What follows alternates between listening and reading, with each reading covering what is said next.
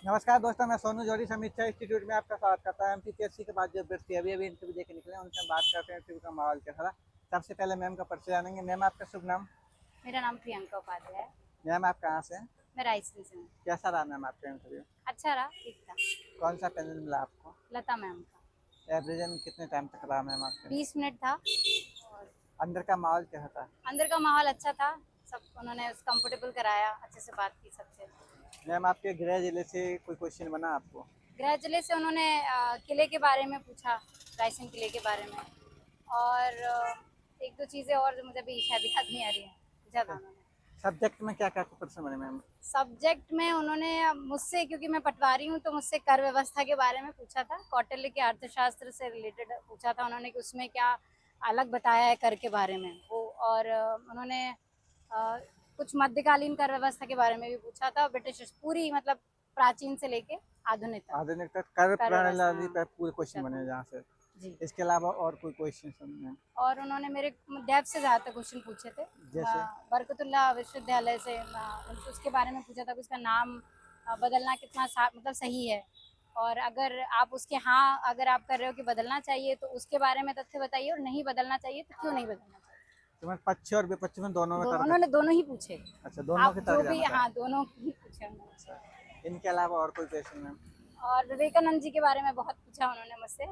तो क्या क्या पूछा विवेकानंद जी से? उन्होंने युवाओं को क्या संदेश दिए, उनके 3 जो संदेश थे वो बताने थे।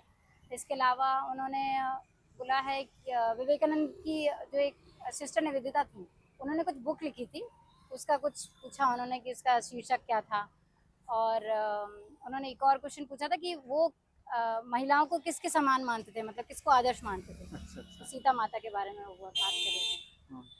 इनके अलावा मॉडर्न में कोई क्वेश्चन बना मैम मॉडर्न विवेकानंद जी से से अलावा? नहीं। अच्छा, कोई क्वेश्चन? नहीं, मिडाइवल में टेक्स्ट के अलावा और कोई क्वेश्चन? नहीं। और एनिसेंट में? एंशंट में भी मुझे याद नहीं आ रहा है। एक जैसे? कृष्णायन का पूछा था उन्होंने उस समय। कृष्णायन से जो पुस्तक है उसके बारे में पूछा था, वो किसने लिखी है। अच्छा अच्छा। इनके अलावा हड़प्पा से कुछ क्वेश्चन? कोई क्वेश्चन नहीं। वैदिक से? वैदिक से भी कोई या क्वेश्चन नहीं था। जैन, बौद्ध, नहीं, वैष्णव? कोई क्वेश्चन नहीं। ऐसा कोई क्वेश्चन नहीं बना? नहीं। जैसे आप रायसेन से आते हैं तो वहाँ पे यूनिवर्स साइट हैं, तो वहाँ से कोई हाँ, क्वेश्चन? नहीं, उससे भी कुछ नहीं। किले के ही बारे में पूछा था उन्होंने बस। आपकी अभिरुचि को लेकर कोई प्रश्न बना मैम? हाँ, अभिरुचि से उन्होंने कुछ नहीं पूछा। उन्होंने पटवारी से ही पूछा ज़्यादातर मुझे कि जो शब्दावली पटवारी में यूज़ होती है, तो उसको क्यों नहीं बदला गया, अंग्रेज़ों ने उसे क्यों नहीं बदला। अच्छा अच्छा। हाँ।